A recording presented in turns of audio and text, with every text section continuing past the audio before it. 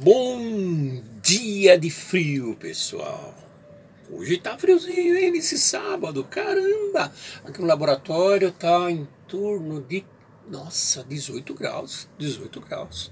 Falaram que hoje vai bater mais ou menos uns 23, uma frente fria aí. Puxa vida, hein. Como sempre, o professor fala para vocês, satisfação em encontrá-los novamente nesse canalzinho do professor, tá certo? Verificando, observando, olhando, assimilando o mundo maravilhoso da biologia, ok? Gente, hoje nós vamos então concluir, terminar, definir, tá? O nosso assunto que a gente está vendo naquela respiração, naquela pausa, naquele descanso dos filhos, né?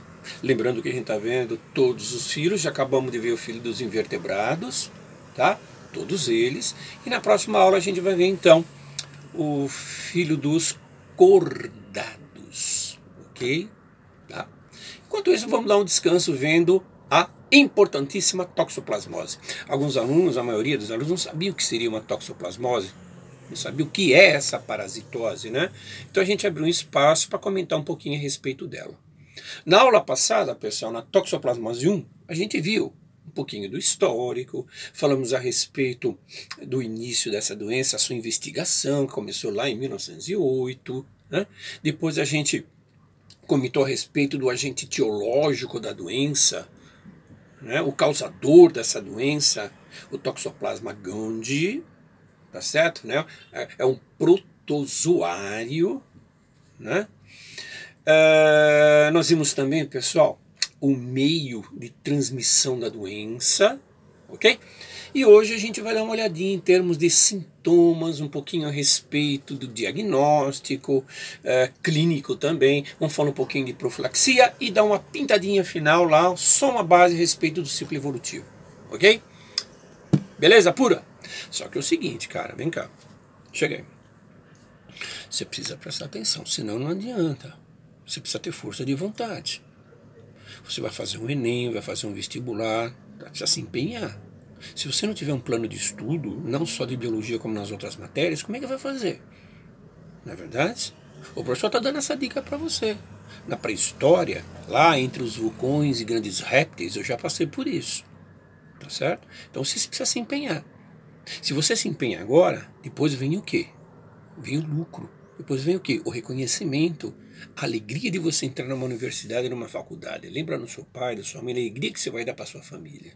Mas você tem empenho, persistência, organização de estudo. Tá certo? Senão, já era. Tá? Vamos lá então, pessoal. Hoje a gente vai ver um pouquinho então, terminando, desculpem, a toxoplasmose 2. Vamos falar um pouquinho a respeito dos sintomas. Ok? E quando a gente fala um pouquinho de sintomas, a gente já fala o quê? Nas gestantes. Porque realmente o prejuízo é muito grande. É muito grande. Antes de nascer, com aborto espontâneo, tá certo? E também pós-nascimento da criança, que vai acarretar um monte de prejuízo com relação a essa doença. Tá bom? Quando a mãe é infectada por essa parasitose, tá certo? O que acontece? O agente etiológico, né, ele penetra pela placenta, tá certo? Pela placenta, infectando o quê? Infectando o feto. Infecta através da placenta, tá certo? Agora, o que causa na mãe? O que causa na gestante? Aquilo que nós já comentamos na aula passada, o aborto, tá certo? E malformações muito grandes em 1/3 dos casos. Por exemplo, uma hidrocefalia pode causar também, decorrente a esse fato, tá certo? Né? A neuropatias, doenças relacionadas com o sistema nervoso central, a neuropatias graves observadas. A oftalmopatias também pode ser levada em consideração. Olhos, como por exemplo a corioretinite, cegueira a longo prazo, como nós comentamos na aula passada, não é verdade? Tá? Agora, gente, além disso, o que acontece? Isso é cegueira a longo prazo, é terrível isso. Eu não esqueço isso, do aluninho que o professor teve, né? Agora, os cistos, após a ingestão, após o contágio, eles podem atingir os músculos, o cérebro, o coração, tá certo? Aquelas pessoas que fazem o transplante, aquelas pessoas que têm a doença autoimune, tá certo? O que acontece? O quadro delas piora ainda mais, tá? Esses cistos, eles se tornam ativos durante anos, eles são dormentes, mas depois eles se tornam ativos, pegando essas pessoas que estão em imunodeficiência, através de transplantes e doença autoimune, piorando o caso delas, piorando o quadro evolutivo delas, piorando o estado físico, clínico delas, tá certo? Complica mais ainda. Pode causar vários tipos de pneumonia, tá? De meningite, encefalite, tudo isso é causado também, tá? Danos ao cérebro, miocardite e uma alta taxa de mortalidade também, né? Então, piora mais o quadro em pessoas debilitadas, tá? Aquelas pessoas que são transplantadas, com doença imune, levando um quadro muito perigoso de uma série de complicações e doenças que a pessoa pode ter. Olha só, gente, você vê? Pegou um organismo fraco ainda, mais fraco, tá certo? Mais debilitado, pior o quadro. Agora, pessoal, como é que seria o diagnóstico? Como é que o médico vai fazer para saber se você tem ou não tem? Tá certo? É através do quê? É através da chamada sorologia. Sorologia? Sim, sorologia. Observação de anticorpos específicos contra o parasita. Isso é sorologia, né? No caso, os anticorpos específicos aí, né, as imunoglobulinas IgM, tá? A presença delas, e a imunoglobulina IgG. Através da sorologia, exame de sangue, se faz a presença desses anticorpos, okay? Para ver se você já entrou em contato com essa doença ou não, tá? Para ver se você tem dentro de você essa parasitose ou não, a nível de sangue. Clinicamente, tá certo? Clinicamente, quando você vai no médico, clinicamente, externamente, o diagnóstico do médico, tá certo? É difícil de lhe conseguir. Por exemplo, você vai no médico, você está com gripe, está com resfriado, que são coisas diferentes, são vírus diferentes. Aí o que o médico faz? Ele olha a sua garganta, mede a sua temperatura, tá certo? Mede a sua pressão arterial, né? Vê a sua oxigenação, tudo isso ele vai vendo, vai medindo de forma externa e tal, vê se tem pus na sua garganta. Quer dizer que ele chega num diagnóstico externo clínico. No caso dessa doença, no caso da toxoplasmose, isso é difícil, esse exame clínico, tá certo? Ok? Bom, e outra coisa, né, gente? Tá? Pode se tornar de forma crônica, levando o indivíduo à morte. Levando o indivíduo à morte. Pode levar o indivíduo à morte. Isso aí está com uma evolução clínica e não tratada dessa doença. Bom, uma coisa muito importante que você deve saber também com respeito à toxoplasmose, tá? Que a metade da população mundial, olha só, metade da população mundial, tá? Possui o anticorpo específico contra o parasita. Olha só, quer dizer que já entraram em contato, o corpo já entrou em contato, o sistema imune já entrou em contato, tá certo? Com essa doença, metade da população mundial, olha só, gente, tá certo? A população do mundo já entrou em contato com o parasita. Isso mostra, pessoal, que está em todos os lugares, tá? Em todos os lugares, tá? Um possível contágio que você tenha com relação a esse protozoário, ok? Bom, como é que... Presta atenção, gente. Como é que você faz para evitar a toxoplasmose? Qual seria a profilaxia dessa doença? Como é que se faz para evitar? Tá certo? A prevenção. Vamos focar nas gestantes. As gestantes precisam tomar muito cuidado para não ter contato, para não entrar em contato com fezes desses animais. Gatos, principalmente. Gatos. Felinos. A gente não sabe se o gatinho está contaminado ou não. Você não vai perguntar e falar assim, escuta, você está contaminado? Olha para mim, pega a cabeça do gato assim na sua frente e fala, olha para mim, você está contaminado com a toxoplasmose? Você está contaminado com os cistos? Ele vai olhar, não vai saber responder. Não dá para saber. Por exemplo, agora você consegue dizer que tipo de vírus tem dentro de você agora, se você pegou recentemente ou não? Você consegue? Eu não consigo. Não dá para saber, tá certo? Então, a observação, o não contato com as gestantes, das gestantes com esses animais, tá? Precisa tomar muito cuidado, ok? Principalmente com fezes desses animais, né? A gestante lá tem um gatinho, ela cuida do gatinho, tá gestante, troca a areinha, precisa tomar certos cuidados. É bom que outra pessoa faça, mas se ela fizer, precisa tomar muito cuidado, tá certo? A luva, o álcool gel, 70% e tudo mais. Não ingerir água, tá certo? Águas duvidosas também. Não pode, a gente não pode ingerir água duvidosa que não seja fervida ou filtrada.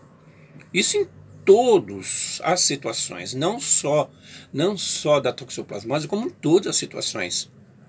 Na verdade, você pode pegar uma parasitose aí também, tá certo? Você pode pegar uma infecção intestinal tomando água duvidosa, você pode pegar uma esquistossomose tomando água duvidosa, tá certo? Querem carne duvidosa na teníase, precisa tomar cuidado com isso, tá legal? Carne bem fritas, bem cozidas para você matar, obviamente, os cistos presentes aí, tá certo? Durante a gravidez, precisa tomar cuidado com isso. Os gatos domésticos, né, como eu acabei de falar para você, aquele tanquinho de areia, precisa trocar sempre, aquela areinha, limpar com água e sabão, lavar direitinho, usar luvas para evitar maiores complicações, tá certo? No caso do animalzinho, nunca dê carne crua pro gatinho, tá certo? Carnes duvidosas pro gatinho, dá carne enlatada com ração, é mais seguro com relação ao animalzinho. Certo? Água filtrada para o bichinho, água filtrada, água fervida para o animalzinho, seria muito mais interessante para o animalzinho ficar seguro, não adquirir nada e você ficar numa boa também, você mulher gestante, tá bom? Bom, muito bem, então esse seria um quadro geral, pessoal, que nós vimos aí com relação a essa doença, tá certo? Então vamos retomar lá. Na toxoplasmose 1 nós vimos um pouquinho do histórico da doença, né? Falamos um pouquinho a respeito do agente causador, agente etiológico, vimos a classificação dele, biológica dentro dele, tá? Dentro da biologia, para você saber a classificação direitinho, o Toxoplasma gondii, né? Depois nós vimos,